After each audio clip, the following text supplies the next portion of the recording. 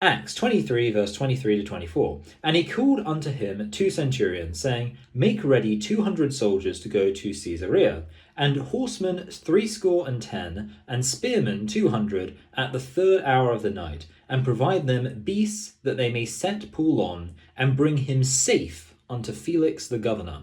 So the context here is that the Jews are trying to kill Paul. So this Roman official says, we need to make sure this guy is safe. So I'm going to send you with this large attachment of soldiers. Just doing some quick maths, what is that? 460 men? 470. That's a lot. So what I find interesting about this is that there's a narrative that the Romans were really cruel to the Christians. But when you look at the Bible, there's a lot of reasons to think that isn't the case. I mean, even in the case of Jesus, the Romans didn't want to crucify him. They only did so because the Jews were absolutely insisting on it. And I personally don't think evangelicals should be saying that Paul was executed by the Romans. There's nothing about that in scripture, so you definitely can't say it is an authoritative doctrine of Christianity that this happened. So you have to be arguing you think that the tradition is an accurate secular historical source. But honestly, I don't know. I don't think so, because it seems here like the Romans are very happy to help Paul out. Having said that, I think a key takeaway here is that earthly forces are often going to be inconsistent, and they're rarely going to be just comically evil. They're usually sufficiently committed to public order that they will tend to be on the side of good, just because